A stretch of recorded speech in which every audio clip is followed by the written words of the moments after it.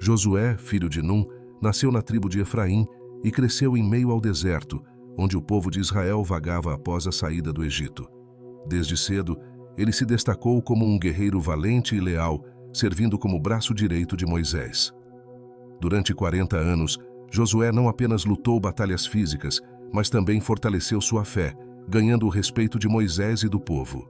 Josué estava diante de uma responsabilidade colossal. Moisés, o líder que havia guiado os israelitas por 40 anos, não estava mais entre eles. A voz de Deus agora ecoava diretamente para Josué, um chamado que exigia mais do que coragem, exigia fé inabalável. Seja forte e corajoso, a ordem divina vinha carregada de uma promessa. Assim como estive com Moisés, estarei com você. Não o deixarei nem o abandonarei. Cada palavra carregava o peso da missão que estava à frente. Josué sabia que não enfrentaria apenas exércitos humanos, mas também as incertezas do seu próprio coração e as dúvidas de um povo que, por vezes, se mostrava hesitante. A transição de liderança nunca é fácil, especialmente em tempos de crise. O povo de Israel estava à beira da terra prometida, mas a travessia ainda era um desafio monumental. Josué precisava se tornar a rocha sobre a qual a confiança de todo o povo descansaria. Ele deveria conduzir milhares de pessoas, famílias inteiras, ao desconhecido, guiado apenas pela fé de que a terra à frente, embora repleta de inimigos, era realmente destinada a eles. E essa fé não poderia ser vacilante, pois seria testada a cada passo. Josué se preparava para o próximo passo, não apenas com planos militares, mas com a certeza de que sua força não viria de exércitos bem treinados ou de estratégias infalíveis. Sua força residia na promessa de que a presença de Deus não o abandonaria. Era essa certeza que ele carregava enquanto olhava para o Rio Jordão, a primeira barreira física entre o passado, devagar sem rumo no deserto, e o futuro de uma nação estabelecida. Ele não podia permitir que o medo ou a dúvida se infiltrassem, pois sabia que assim como as águas do Jordão estavam prestes a se abrir, seu coração também precisava se abrir totalmente para a fé que moveria montanhas, ou neste caso, as águas. Com a determinação reforçada pela promessa divina, Josué não hesitou em tomar as primeiras medidas. Ele sabia que para liderar era preciso mais do que dar ordens. Era necessário inspirar confiança e unidade em um povo que, por tanto tempo, viveu à sombra de Moisés. Sem perder tempo, Josué enviou oficiais por todo o acampamento com instruções claras. Preparem-se, pois em 3 dias vocês atravessarão o Jordão e tomarão posse da terra que o Senhor, o seu Deus, lhes dá. Não era apenas uma ordem, era um anúncio de que o tempo de espera havia terminado. Cada pessoa no acampamento entendia que o momento decisivo estava à porta. Nos dias que antecederam a travessia, Josué certamente refletiu sobre a magnitude do que estava por vir. À sua frente, o Rio Jordão corria cheio, em sua época de cheia, tornando a travessia ainda mais desafiadora. Não havia pontes, nem barcos suficientes para transportar todo o povo. A situação parecia impossível aos olhos humanos, mas Josué mantinha a confiança inabalável de que o mesmo Deus que havia dividido o Mar Vermelho para seus antecessores, agora repetiria seu poder diante do Jordão. A ordem foi dada para que os sacerdotes, carregando a Arca da Aliança, se posicionassem à frente do povo. A Arca, símbolo tangível da presença de Deus entre os israelitas, era o ponto central da fé de Josué. À medida que os sacerdotes avançavam, o povo observava em silêncio, suas esperanças e temores refletidos nas águas turvas do rio. Quando os pés dos sacerdotes tocaram as águas, algo extraordinário aconteceu. O rio, que antes corria em sua força plena, começou a se abrir, formando um caminho seco por onde o povo poderia atravessar. Não era apenas um milagre físico, era um sinal incontestável de que Deus estava com eles, assim como estivera com Moisés. Enquanto o povo atravessava o Jordão, Josué ordenou que um homem de cada tribo pegasse uma pedra do meio do rio, no ponto exato onde os sacerdotes haviam ficado com a arca. Essas 12 pedras, transportadas para a margem ocidental, seriam um memorial perpétuo para as futuras gerações. Quando seus filhos perguntarem no futuro o que significam estas pedras, vocês dirão: as águas do Jordão foram interrompidas diante da Arca da Aliança do Senhor. era um lembrete não apenas do poder de Deus, mas de sua fidelidade em cumprir suas promessas. Após a travessia, Josué ergueu outro memorial com 12 pedras no próprio leito do Jordão, no local onde os sacerdotes estiveram de pé. Enquanto as águas retornavam ao seu curso normal, cobrindo aquelas pedras, elas permaneceriam ali, invisíveis aos olhos, mas profundamente gravadas na memória coletiva de Israel. Josué sabia que, assim como aquelas pedras submersas, a fé e a obediência que sustentaram essa travessia também deveriam ser fundamentos ocultos, mas inabaláveis, da vida do povo. Atravessar o Jordão foi mais do que um ato de conquista territorial.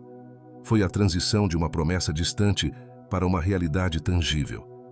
Cada passo dado naquela terra seca era um testemunho vivo de que o Deus que os havia tirado do Egito, guiado pelo deserto e alimentado com maná, agora os introduzia na terra prometida.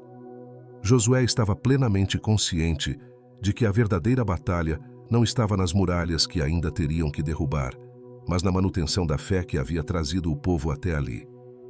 A travessia era apenas o começo, e ele sabia que a estrada à frente exigiria a mesma coragem, a mesma obediência e a mesma confiança no Deus que os havia chamado.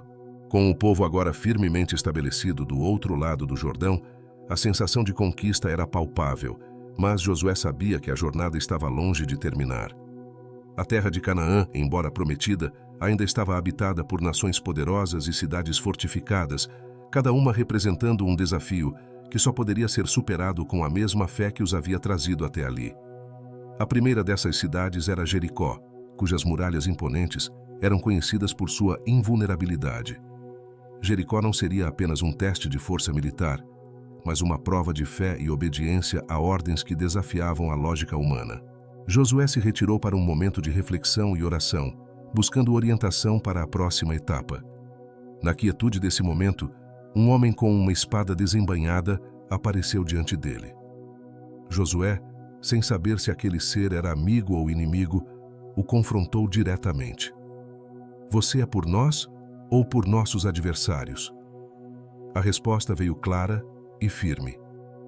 Nem uma coisa, nem outra. Venho agora como comandante do exército do Senhor. Era um lembrete poderoso de que a batalha à frente não era apenas uma luta física, mas uma guerra espiritual, onde a presença e a direção de Deus eram cruciais. As instruções que Josué recebeu para a conquista de Jericó foram tanto inesperadas quanto específicas. Ao invés de um ataque direto, ele foi instruído a liderar o povo em um cerco incomum. Marchar ao redor da cidade uma vez por dia, durante 6 dias, em silêncio. Apenas os sacerdotes que levavam a Arca da Aliança deviam tocar trombetas feitas de chifre de carneiro. No 7º dia, a ordem era diferente. Eles deveriam marchar ao redor da cidade 7 vezes e, ao final, todos deviam gritar com todas as suas forças. A simplicidade da estratégia escondia sua profundidade. Era uma demonstração clara de que a vitória viria não pelo poder humano, mas pela intervenção direta de Deus. Durante aqueles 7 dias, enquanto o povo marchava ao redor das muralhas, a tensão deve ter sido imensa. Cada passo, cada toque de trombeta, era uma declaração de fé. Dentro da cidade, os habitantes de Jericó certamente observavam com crescente preocupação. O silêncio dos 6 primeiros dias era ensurdecedor, uma preparação para o clímax do 7º dia. E quando finalmente chegou o momento, quando o grito unificado de todo o povo ecoou pelo vale, as muralhas que pareciam indestrutíveis começaram a ruir. As pedras caíram, as defesas desmoronaram e a cidade ficou aberta para os israelitas. A vitória em Jericó não foi apenas uma conquista militar. Foi uma confirmação para todo Israel de que, com Deus, o impossível se torna possível. O povo que há pouco atravessara o Jordão em terra seca, agora via uma cidade inteira sucumbir sem que uma única espada fosse levantada contra suas muralhas. A destruição de Jericó foi total, com exceção de Raabe e sua família, que foram poupados conforme o juramento feito pelos espiões. Esta salvação, em meio à destruição, reforçou a mensagem de que a misericórdia de Deus está disponível até mesmo em meio ao juízo mais severo. Enquanto o povo se movia através dos escombros de Jericó, Tomando posse da cidade e dos despojos, Josué sabia que a jornada estava apenas começando. A terra de Canaã estava diante deles, cheia de desafios, mas também de promessas. Cada passo dado naquela terra seria uma continuação da confiança que os havia trazido até ali. As muralhas caídas de Jericó eram apenas o primeiro de muitos sinais de que, com Deus ao seu lado, nenhum obstáculo seria intransponível. Josué liderava agora não apenas um exército, mas uma nação inteira, unida em sua fé e propósito, pronta para enfrentar o que quer que estivesse à sua frente. Com a queda de Jericó, a moral entre os israelitas estava alta, mas Josué não se deixava levar por triunfos passados. Ele sabia que cada nova batalha traria seus próprios desafios e que a vitória em Jericó, embora significativa, não significava que a conquista de toda Canaã seria fácil. A próxima cidade em seu caminho era Ai, uma cidade menor e aparentemente menos fortificada do que Jericó. Confiante na força de seu exército e na recente vitória, Josué enviou um contingente menor de tropas para atacar Ai, acreditando que a batalha seria rápida e decisiva. No entanto, a confiança de Josué e do povo foi abalada quando as tropas israelitas foram derrotadas em Ai. Esta derrota foi inesperada e desmoralizante. O que deveria ter sido uma vitória fácil se transformou em um desastre, e Josué caiu de rosto em terra, em profunda angústia, buscando respostas do Senhor. Ele sabia que algo havia dado errado, mas não era apenas uma falha estratégica, era algo mais profundo, algo espiritual. A derrota em Ai era um sinal de que a proteção divina havia sido retirada, e Josué precisava entender o porquê. A resposta veio de maneira clara e dura. Havia pecado no acampamento. Alguém havia desobedecido às instruções que foram dadas em Jericó, tomando para si despojos que deveriam ter sido consagrados ou destruídos. Esse ato de desobediência havia quebrado o pacto entre Deus e Israel, resultando na retirada do favor divino. Josué, com o coração pesado, sabia que precisava lidar com essa transgressão para restaurar a santidade e a unidade do povo. Após uma investigação minuciosa, Acã foi identificado como o culpado.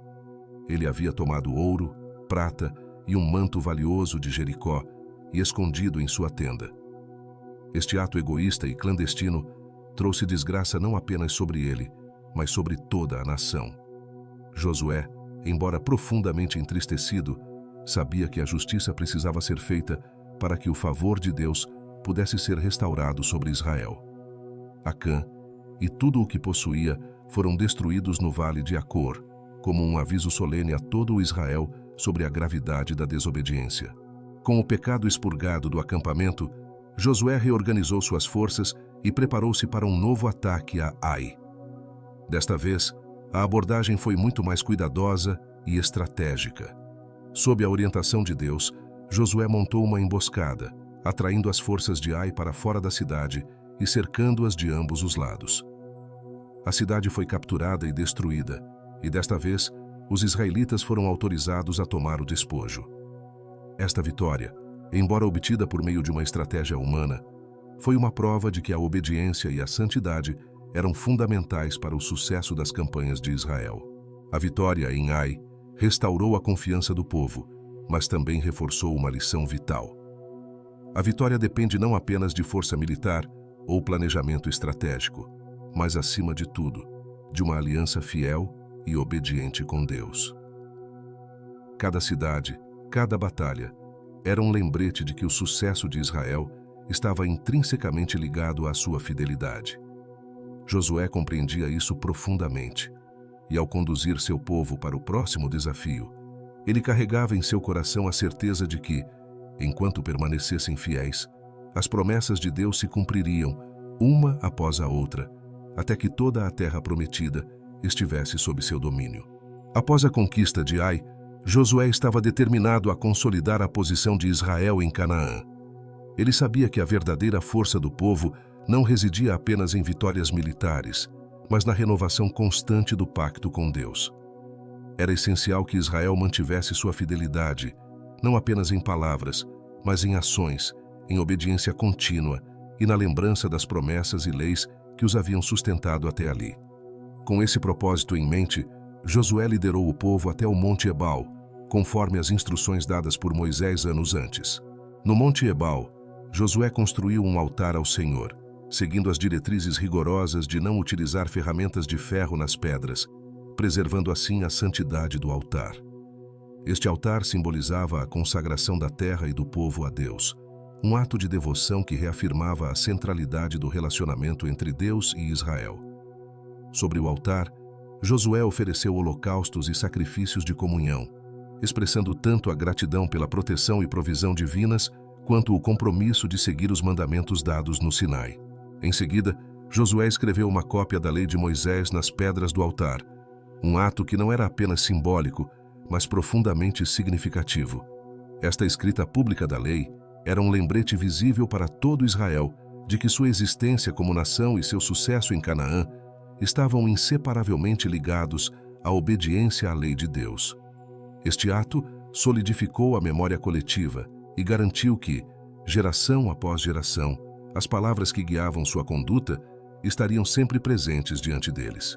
Após a inscrição da lei, Josué conduziu todo o povo em um ritual solene. Metade das tribos se posicionou no Monte Ebal e a outra metade no Monte Gerizim, com a Arca da Aliança e os sacerdotes no vale entre eles.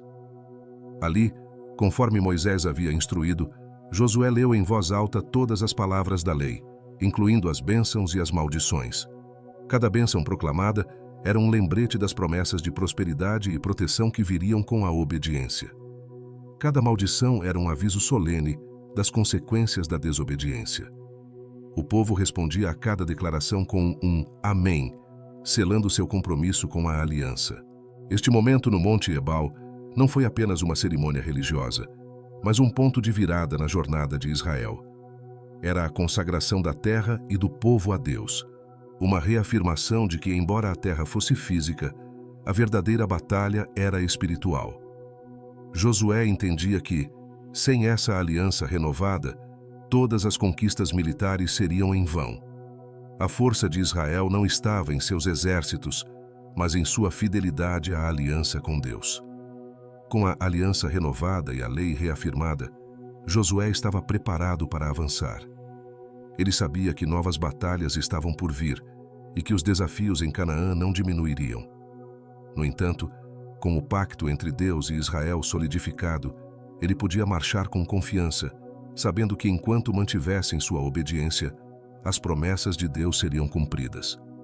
Cada passo dado em Canaã, cada cidade conquistada, seria um testemunho da fidelidade de Deus e da obediência de seu povo. Após a solene renovação da aliança no Monte Ebal, a reputação de Israel começou a se espalhar rapidamente por toda Canaã. As notícias das vitórias em Jericó e Ai, bem como da dedicação do povo ao seu Deus, causaram grande temor entre as nações vizinhas. No entanto, nem todos os povos de Canaã estavam dispostos a enfrentar Israel diretamente em batalha. Alguns buscaram maneiras astutas de garantir sua sobrevivência, e os habitantes de Gibeão foram os primeiros a tentar uma abordagem diferente. Os gibeonitas, cientes do poder de Israel e do destino de Jericó e Ai, elaboraram um plano engenhoso. Eles enviaram uma delegação ao acampamento israelita, disfarçada como embaixadores de uma terra distante. Vestidos com roupas desgastadas e carregando pão seco e mofado, os gibeonitas enganaram Josué e os líderes de Israel, fazendo-os acreditar que vinham de uma região longínqua, muito além das fronteiras de Canaã. Em sua astúcia, os gibeonitas solicitaram um tratado de paz, assegurando proteção para seu povo. Josué, confiando na aparência e nas palavras dos gibeonitas, fez um acordo com eles sem consultar o Senhor. 3 dias após o tratado ser firmado, a verdade veio à tona. Os gibeonitas eram, na verdade, vizinhos próximos, habitantes de Canaã. A reação entre os israelitas foi de indignação e frustração por terem sido enganados. No entanto, Josué sabia que o juramento feito diante de Deus não podia ser quebrado. Assim, os gibeonitas foram poupados, mas condenados a servir como lenhadores e carregadores de água para o povo de Israel e para o altar do Senhor. Esse incidente com os gibeonitas revelou não apenas a astúcia dos habitantes de Canaã, mas também as consequências de agir sem buscar a orientação divina. Josué aprendeu uma lição valiosa sobre a importância de sempre consultar a Deus em todas as decisões, independentemente de quão triviais ou evidentes possam parecer. Apesar do erro, a aliança com os gibeonitas também trouxe benefícios inesperados para Israel, pois logo se tornou evidente que os inimigos de Israel estavam igualmente dispostos a atacar qualquer um que estivesse associado a eles. 5 reis amorreus, ao saberem do pacto entre Gibeão e Israel, uniram forças para atacar Gibeão, esperando destruir a cidade antes que Josué pudesse intervir. Os gibeonitas, temendo por suas vidas, enviaram uma mensagem urgente a Josué, implorando por ajuda. Josué, agora ciente das consequências de suas decisões, não hesitou. Ele mobilizou seu exército e, em uma marcha noturna, avançou rapidamente para socorrer Gibeão. Ao amanhecer, Josué lançou um ataque surpresa contra os exércitos dos 5 reis. A batalha que se seguiu foi intensa, mas o Senhor estava com Israel. Durante a luta, Josué orou ao Senhor e pediu que o sol e a lua permanecessem parados, prolongando o dia para que Israel pudesse derrotar completamente seus inimigos. E assim aconteceu. O sol parou no céu e o dia se estendeu até que os israelitas obtivessem uma vitória total. Essa vitória, marcada por sinais tão extraordinários, não apenas garantiu a segurança de Gibeão, mas também solidificou a reputação de Josué como um líder cuja força vinha diretamente de sua aliança com Deus. A derrota dos 5 reis foi um golpe devastador para os inimigos de Israel, que agora viam claramente que não estavam apenas lutando contra homens, mas contra o próprio Deus de Israel. Com a ameaça dos 5 reis neutralizada, Josué continuou suas campanhas militares, avançando com determinação pelo sul de Canaã. Cada cidade capturada, cada batalha vencida, era mais uma confirmação da promessa de Deus de entregar toda a terra de Canaã a Israel. Josué liderava seu povo com uma compreensão renovada da importância de seguir as instruções divinas, sabendo que o sucesso de Israel estava firmemente enraizado na fidelidade e obediência ao seu Deus. A marcha continuava e a conquista de Canaã estava cada vez mais próxima de sua realização total. Após a vitória contra os 5 reis e suas forças, Josué não perdeu tempo. Ele sabia que a conquista total de Canaã exigiria ação contínua e decisiva. Com o sul de Canaã enfraquecido pela recente derrota dos reis amorreus, Josué viu uma oportunidade de consolidar o controle sobre a região antes que seus inimigos pudessem se reorganizar. Assim, ele conduziu Israel em uma campanha relâmpago, movendo-se de cidade em cidade, assegurando a submissão completa do território ao domínio israelita.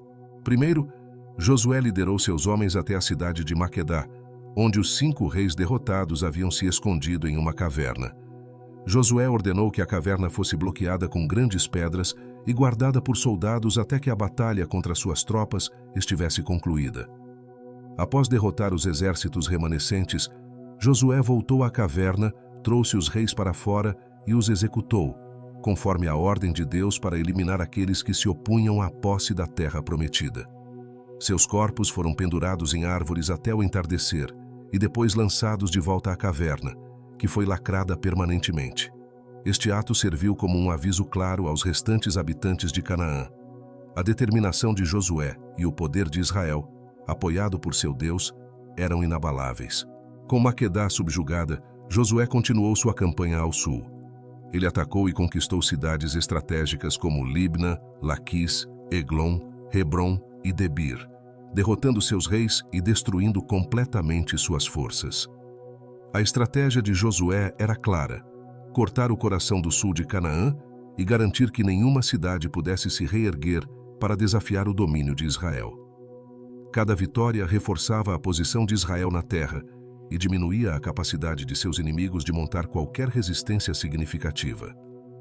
Essas conquistas não foram apenas vitórias militares, eram avanços em direção ao cumprimento da promessa feita a Abraão, Isaque e Jacó, de que seus descendentes herdariam a terra de Canaã. Josué estava plenamente consciente de que ele era um instrumento na realização dessa promessa, e cada passo que dava estava alinhado com a visão que Deus havia dado a seu povo. Após assegurar o controle do sul, Josué voltou sua atenção para o norte de Canaã, onde um novo desafio o aguardava. os reis do norte, liderados por Jabim, rei de Hazor, formaram uma aliança poderosa, reunindo um exército numeroso como a areia da praia, e contando com muitos carros e cavalos, recursos militares que Israel não possuía. A superioridade numérica e tecnológica dos exércitos do norte poderia ter intimidado qualquer outro líder, mas Josué, fortalecido por suas vitórias passadas e pela constante presença de Deus, preparou-se para enfrentar essa nova ameaça. Deus falou a Josué, garantindo-lhe a vitória sobre essa aliança formidável e instruindo-o a não temer. Com essa certeza, Josué marchou contra o exército aliado em Merom, lançando um ataque surpresa que desorganizou as forças inimigas. A batalha foi feroz, mas a mão de Deus estava sobre Israel, e Josué liderou suas tropas em uma vitória decisiva. Ele capturou Hazor, a principal cidade do norte, queimando-a completamente e eliminando Jabim e todos os seus aliados. Com a destruição de Hazor, a resistência organizada em Canaã foi quebrada. As vitórias de Josué sobre as coalizões do sul e do norte significavam que a terra prometida estava efetivamente nas mãos de Israel. No entanto, a missão de Josué ainda não estava completa. Embora as principais fortalezas tivessem sido conquistadas e os exércitos inimigos dizimados, ainda restavam bolsões de resistência em diversas partes de Canaã. Mas a estrutura do poder inimigo estava destruída, e o caminho para a distribuição da terra entre as tribos de Israel estava aberto. Josué, ciente de que a posse física da terra não era suficiente, sabia que precisava consolidar as conquistas com a organização interna do povo. Era hora de dividir a terra, estabelecer as tribos em seus territórios e garantir que a nação de Israel estivesse não apenas unida militarmente, mas também espiritualmente, comprometida com os mandamentos de Deus. As grandes batalhas haviam sido vencidas, mas a verdadeira tarefa de estabelecer Israel como nação ainda estava por vir, e Josué estava preparado para liderar seu povo em cada etapa desse processo. Com as grandes campanhas militares encerradas e os principais inimigos derrotados, Josué voltou sua atenção para a tarefa monumental de dividir a terra de Canaã entre as tribos de Israel. Esta era uma etapa crucial, pois garantiria que cada tribo tivesse um lugar seguro e próspero na terra prometida, onde pudessem se estabelecer e florescer. A divisão da terra não era apenas uma questão de distribuição de território, era o cumprimento das promessas feitas por Deus aos patriarcas e uma afirmação do pacto renovado com as novas gerações de Israel. Josué, junto com o sacerdote Eleazar e os chefes das tribos, começou o processo de divisão da terra por sorteio. Cada tribo, exceto a tribo de Levi, que receberia cidades para a habitação e o direito ao sustento através das ofertas e dízimos do povo, recebeu uma porção do território. As tribos de Judá, Efraim e metade da tribo de Manassés receberam suas porções ao oeste do Jordão, enquanto as outras tribos também foram estabelecidas em diferentes partes de Canaã. A terra foi distribuída de acordo com o tamanho de cada tribo, suas necessidades e, em alguns casos, conforme suas conquistas anteriores. Dentro desse processo, Josué também se assegurou de que as cidades de refúgio, conforme ordenado por Moisés, fossem estabelecidas. Essas cidades eram designadas para proteger aqueles que matassem alguém acidentalmente, garantindo-lhes um lugar seguro até que pudessem ser julgados com justiça. Além disso, Josué cuidou para que as cidades para os levitas fossem distribuídas por todo o território de Israel, permitindo que os levitas pudessem cumprir suas funções sacerdotais e educacionais entre todas as tribos. Enquanto as tribos tomavam posse de suas heranças, houve uma preocupação entre as tribos que se estabeleceram a leste do Jordão. As tribos de Ruben, Gade e a outra metade da tribo de Manassés. Temendo que a distância física do tabernáculo, localizado em Siló, pudesse levar à divisão espiritual entre os israelitas, essas tribos construíram um grande altar junto ao Jordão. Quando as outras tribos ouviram falar deste altar, inicialmente entenderam como um ato de rebeldia ou idolatria, o que poderia trazer a ira de Deus sobre toda a nação. Em resposta, Josué e os líderes de Israel enviaram uma delegação para investigar e confrontar as tribos do leste. No entanto, ao invés de um ato de rebelião, as tribos de Ruben, Gade e Manassés explicaram que o altar era um testemunho. uma lembrança para as gerações futuras de que, embora separados pelo Jordão, eles eram parte do povo de Deus e compartilhavam a mesma fé e alianças. O altar não era para sacrifícios ou adoração, mas um símbolo de unidade.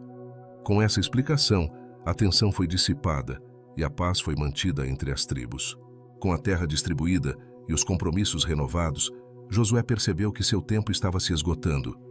Ele havia cumprido sua missão com fidelidade, liderando Israel da travessia do Jordão até a conquista de Canaã. Em um último ato de liderança, Josué convocou todo o Israel, juntamente com seus líderes, para uma grande assembleia em Siquém. Ali, ele relembrou as obras poderosas de Deus, desde o chamado de Abraão até a libertação do Egito e a conquista da terra. Josué exortou o povo a temer ao Senhor e a servi-lo com integridade e fidelidade, afastando-se dos deuses que seus antepassados haviam servido. Diante da assembleia, Josué colocou uma escolha clara: escolham hoje a quem irão servir. Mas ele declarou de forma resoluta: quanto a mim e a minha casa, serviremos ao Senhor. O povo respondeu em uníssono, renovando seu compromisso de servir a Deus e rejeitar qualquer forma de idolatria. Para selar esse compromisso, Josué escreveu essas palavras no livro da lei de Deus e ergueu uma grande pedra sob uma árvore como testemunha do pacto renovado entre Israel e o Senhor. Após essas ações, Josué finalmente descansou de sua longa e extenuante jornada. Ele morreu aos 110 anos, sendo sepultado em Timnat-Será, na região montanhosa de Efraim, a herança que ele próprio havia escolhido. Israel continuou a servir ao Senhor durante toda a vida dos anciãos que viveram após Josué e que haviam testemunhado todas as grandes obras que o Senhor fez por Israel. Josué deixou um legado indelével.